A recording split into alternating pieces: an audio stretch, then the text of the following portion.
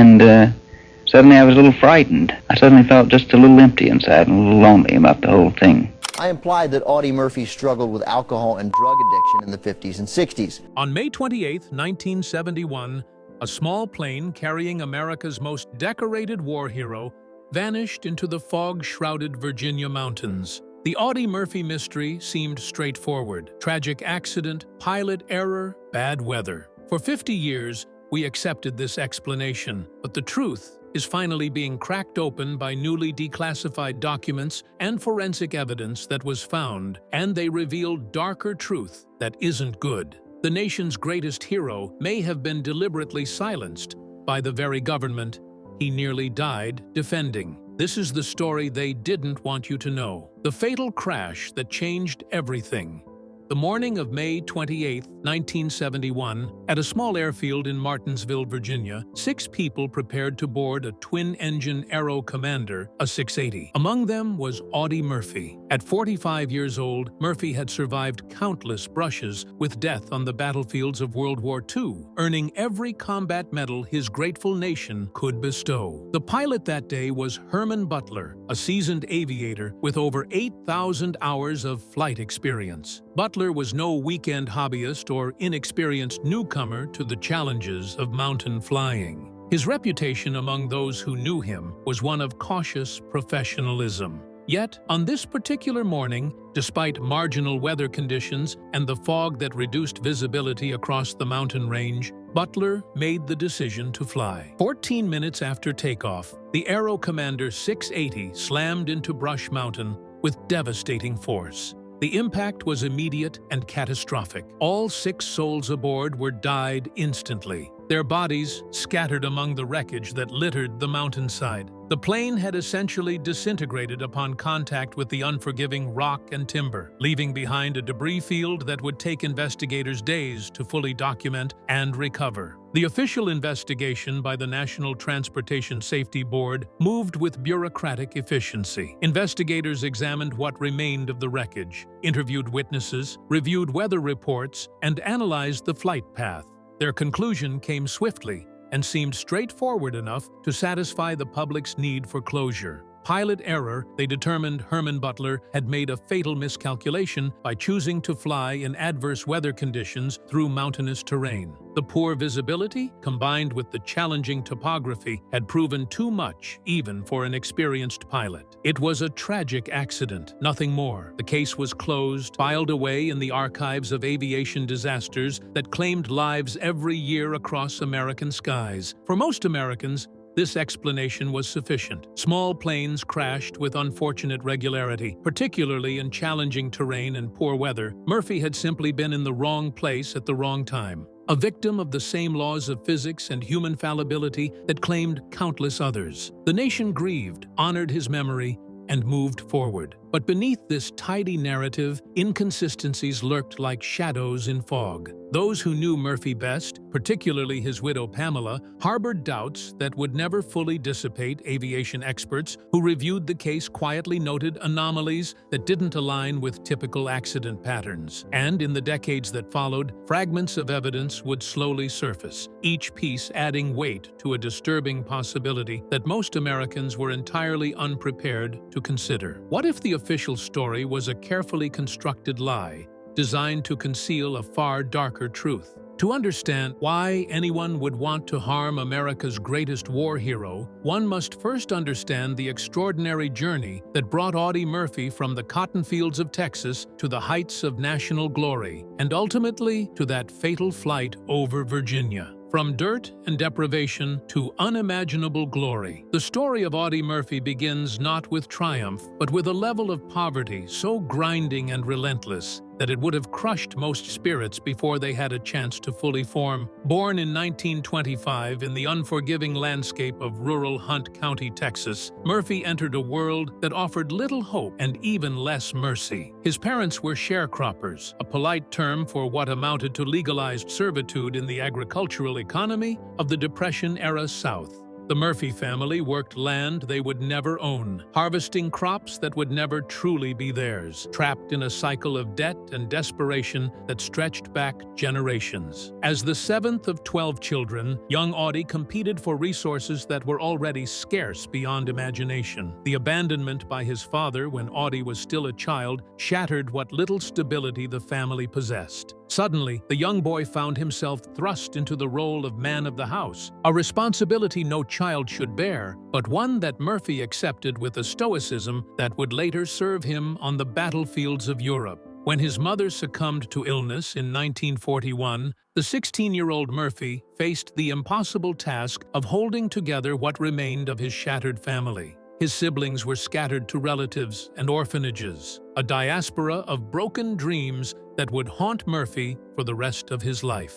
The skills that poverty forced Murphy to develop became the foundation of his future military prowess. By age 8, he was hunting game to feed his siblings, learning to shoot with a precision born of necessity rather than sport. Every bullet had to count, because ammunition cost money the family didn't have. When Pearl Harbor transformed America overnight from a nation at peace to one at war, Murphy saw an opportunity to escape the poverty that had defined his entire existence.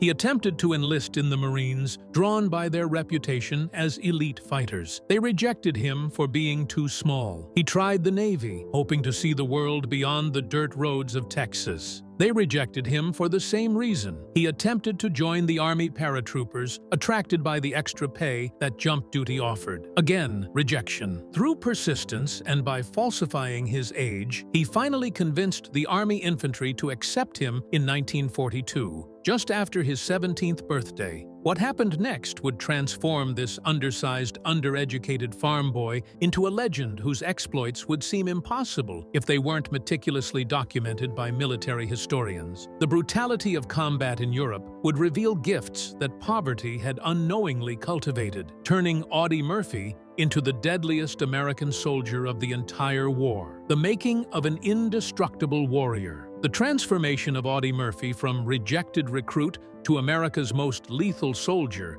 happened with a speed that defied all reasonable expectations. Within months of his enlistment in 1942, Murphy found himself shipped overseas to North Africa, thrust into a conflict that spanned continents and consumed nations. The young Texan, who had never traveled beyond the poverty-stricken boundaries of Hunt County, was suddenly navigating the complexities of modern warfare on foreign soil, surrounded by men whose life experiences bore no resemblance to his own hardscrabble existence. What military commanders quickly discovered was that Murphy possessed an almost supernatural ability to remain calm under fire, while other soldiers, many older and more educated, froze or panicked when bullets began flying and artillery shells exploded around them. Murphy's mind seemed to enter a state of heightened clarity. The chaos that overwhelmed others sharpened his focus. His combat record began accumulating with startling rapidity.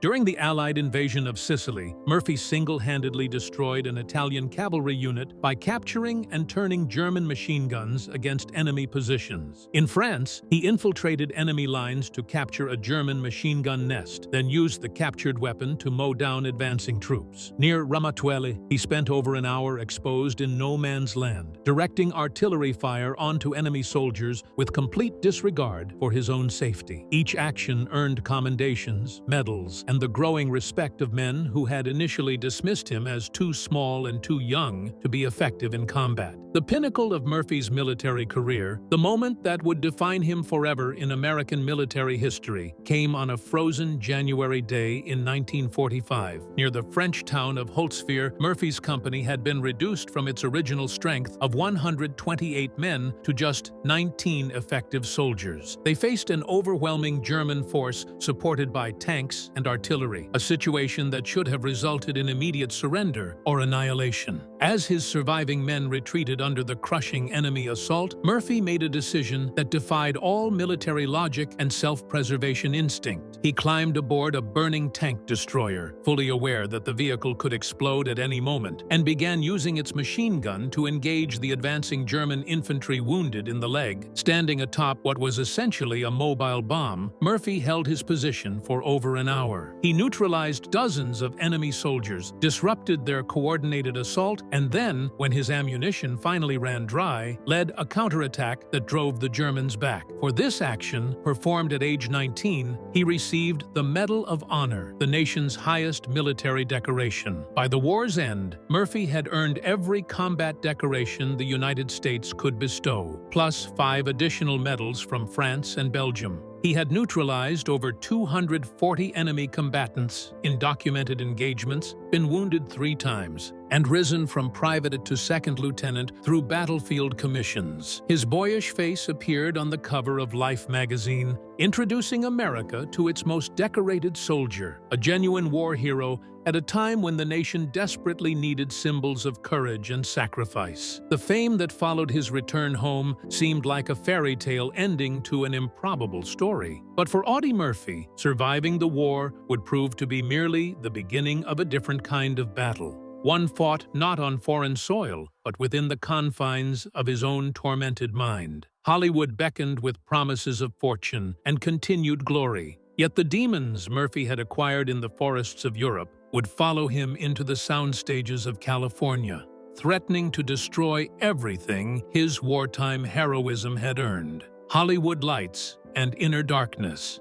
When actor James Cagney spotted Murphy's photograph on the cover of Life magazine in 1945, he immediately recognized the marketable combination of authentic heroism and photogenic youth. Cagney personally invited Murphy to California Universal Studios, sensing the public relations value of signing America's most decorated soldier, offered Murphy a contract despite his complete lack of acting experience. Murphy arrived in Hollywood utterly unprepared for the artificial world he was entering. He possessed no connections beyond Cagney's initial introduction, no understanding of the industry's Byzantine politics, and no formal education that might have helped him navigate the entertainment elite. Over 2 decades, Murphy appeared in more than 40 films, steadily building a career that transcended his initial novelty as a war hero turned actor. He developed genuine talent, earning respect from directors and fellow actors who had initially dismissed him as a publicity stunt. His greatest commercial success came in 1955 with To Hell and Back, the film adaptation of his autobiography where Murphy portrayed himself, essentially reliving his wartime experiences for the cameras. The film became a massive box office success, setting a Universal Studios record that would stand until Jaws 20 years later. To external observers, Murphy had achieved the American dream in its purest form. Yet beneath this carefully constructed facade lurked darkness that Murphy could neither escape nor control. The war had left wounds far deeper than physical scars. He suffered from what modern medicine recognizes as severe post-traumatic stress disorder. Though no such diagnostic category existed in the 1950s and 60s, veterans were simply expected to move past their wartime experiences, to bury trauma beneath layers of stoicism and masculine bravado. Murphy slept with a loaded pistol under his pillow every night, unable to feel safe even in his own bedroom. Insomnia plagued him relentlessly, and when exhaustion finally forced sleep, horrific nightmares would jolt him awake.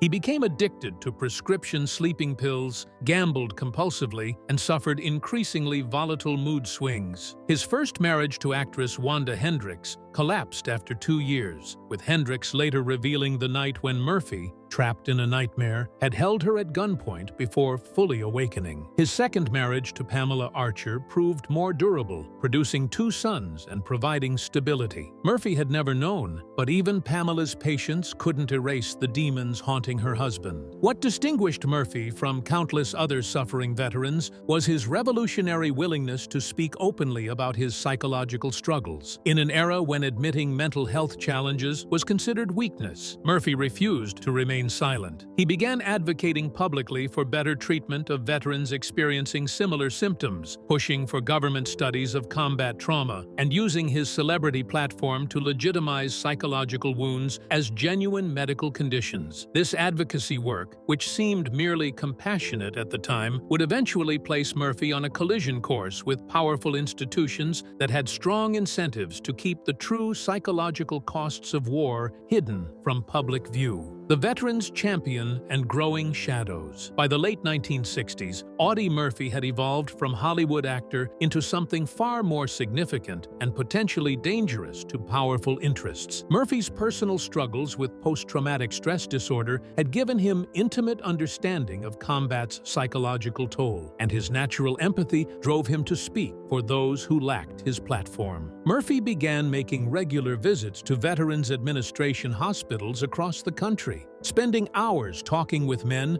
who had returned from Korea and the escalating Vietnam conflict. These weren't publicity stunts orchestrated for positive press coverage. Murphy genuinely wanted to understand what veterans were experiencing, what treatments they were receiving, and whether the VA system adequately met their needs. His advocacy extended into the corridors of power. Murphy testified before congressional committees, using his war hero status to gain audiences with legislators who might otherwise ignore ordinary soldiers' complaints. His honesty was revolutionary, challenging the cultural expectation that real men endured suffering in silence. Murphy argued passionately that psychological trauma deserved the same medical attention and research funding as physical injuries. Meanwhile, Murphy's financial situation deteriorated in suspiciously convenient ways. His Hollywood career faded as westerns fell out of fashion. Business investments began failing with remarkable consistency. Most troubling were mounting federal tax problems that intensified precisely as his veterans' advocacy became more vocal. Financial investigators examining the timeline years later would note the correlation between Murphy's increasingly pointed criticisms and sudden aggressive attention from tax authorities. By early 1970, Murphy had begun developing a television series about authentic veterans' experiences. But as he dove deeper into research, conducting interviews and examining documentation that sympathetic VA employees quietly provided, he stumbled onto something that transformed his benign project into a potential bombshell. Murphy began connecting disturbing dots between VA hospitals,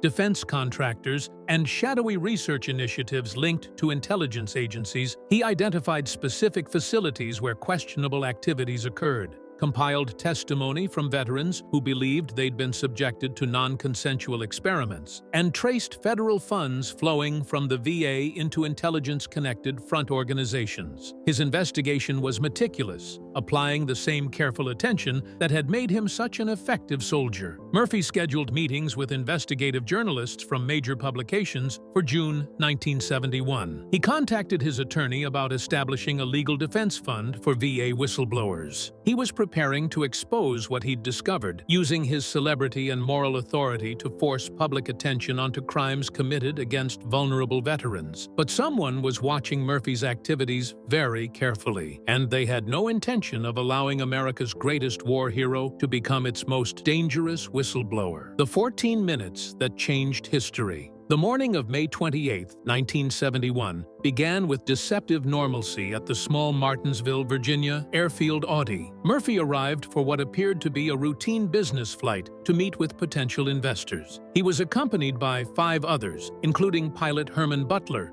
whose 8,000 hours of flight experience should have guaranteed their safe passage. The weather was marginal, with fog rolling through the mountain valleys, but nothing that seemed immediately prohibitive for an experienced aviator. Butler's decision to proceed with the flight would later become the cornerstone of the official explanation for what followed. Yet, aviation experts who knew Butler's reputation found themselves puzzled by this choice. The man was known throughout the flying community for his cautious approach to weather-related decisions, for his respect of mountain terrain, and for his unwillingness to take unnecessary risks. His behavior that morning seemed fundamentally inconsistent with his documented character. The twin-engine Aero Commander 680 lifted off and climbed into the gray Virginia sky. For 14 minutes, the aircraft navigated through increasingly challenging visibility. Butler was flying unusually low, well below the altitude that safety protocols recommended for mountainous regions. His flight path seemed deliberately maintained within the danger zone where reduced visibility and unpredictable terrain created maximum risk. For a pilot of Butler's experience, this behavior defied explanation. Then, catastrophe struck. The Aero Commander slammed into Brush Mountain with devastating force. The impact was instantaneous and total. Metal tore apart, fuel ignited, and the aircraft disintegrated across the mountainside. All 6 occupants died instantly. Among the wreckage scattered across the Virginia wilderness lay the remains of America's most decorated soldier, the man who had survived countless close calls with death on European battlefields. The National Transportation Safety Board investigation moved swiftly, perhaps too swiftly. Within weeks, the official finding arrived. Pilot error caused by flying in adverse weather through challenging terrain. Herman Butler had made a fatal miscalculation. The case was closed and filed away with countless other aviation accidents. For Pamela Murphy and her sons, the explanation felt hollow. Pamela knew her husband's combat-honed instincts about danger. He would never board an aircraft with a pilot he didn't trust completely, but lacking resources or evidence to challenge the government's findings, she had no choice but to accept the official narrative while harboring doubts that would never disappear. The crash site held secrets that wouldn't be examined for decades. Debris was scattered wider than typical impact patterns suggested. Critical components were mysteriously absent. The physical evidence told a different story than the official report, but the forensic techniques needed to interpret that story didn't yet exist. Nobody would believe that evidence would eventually emerge, suggesting America's greatest war hero had been deliberately silenced by the government he had nearly died defending. Secrets buried in government vaults. In 2018, the first breakthrough came from an unexpected source: the routine declassification of Cold War-era intelligence documents under the 50-year rule that required government secrets to eventually enter the public domain. Among the thousands of pages released were hundreds of documents referencing Audie Murphy, a discovery that immediately raised troubling questions about why a retired war hero and Hollywood actor would warrant such extensive intelligence community attention. The volume of surveillance revealed in these documents shocked even the most cynical observers familiar with government overreach. Murphy had been monitored extensively from at least 1969 onward, with his phone calls recorded, his mail intercepted, and multiple informants planted within his inner circle reporting on his activities and contacts. The surveillance wasn't casual or routine background monitoring. Internal memos revealed that Murphy had been classified as a priority subject under the now infamous COINTELPRO program, the FBI's domestic counterintelligence operation that targeted political dissidents, civil rights leaders, and others deemed threatening to government interests. The resources dedicated to monitoring Murphy were on par with those allocated to major civil rights activists and anti-war leaders, a level of attention that made no sense for a patriotic war hero unless he had stumbled onto something that powerful institutions desperately wanted to keep hidden. The documents revealed that Murphy's final project, his television series about veterans' experiences, had triggered alarm bells at the highest levels of multiple government agencies. His research had led him dangerously close to classified programs that exploited vulnerable veterans for behavioral modification experiments. Archive researcher Dr. Eleanor Whitfield spent months analyzing the newly released documents, piecing together a timeline that correlated Murphy's investigative activities with escalating surveillance and increasingly ominous internal communications between agencies. The pattern suggested that by early 1971, Murphy had been elevated from a person of interest to an active threat requiring immediate containment. Partially redacted memos referenced emergency protocols and contingency planning, bureaucratic language that took on sinister implications when examined in context. Most damning were Murphy's documented plans for June 1971. His appointment calendar, recovered from his effects and recently analyzed, showed scheduled meetings with investigative journalists from The Washington Post and New York Times in the weeks following his fatal flight. These were the same publications that would 1 year later break the Pentagon Papers story, demonstrating their willingness to publish classified information in the public interest. Murphy had also contacted his attorney about establishing a legal defense fund for VA whistleblowers who feared retaliation for coming forward. The timing was impossible to dismiss as coincidence. Murphy died just days before he was scheduled to meet with some of the most influential investigative journalists in the country, journalists who had the platform and credibility to force his discoveries into the national conversation. The declassified documents revealed that intelligence agencies were fully aware of these planned meetings and considered them an unacceptable risk. But documentary evidence of surveillance and concern, while deeply troubling, wasn't the same as proof of murder. For that, investigators would need to examine the physical evidence from the crash itself, applying modern forensic techniques to wreckage that had been moldering in storage for decades. The smoking gun in the wreckage. The second critical breakthrough in unraveling the mystery of Audie Murphy's death came not from dusty archives, but from advances in forensic science that allowed investigators to re-examine physical evidence with techniques unavailable in 1971. Photographs of the crash site and the limited wreckage components that had been preserved in storage became the focus of intense scrutiny by independent aviation forensics experts who volunteered their expertise to finally determine what really happened in those Virginia mountains. Aviation forensics specialist James Michaels led the reanalysis, applying modern digital enhancement techniques to photographs that had sat untouched for decades.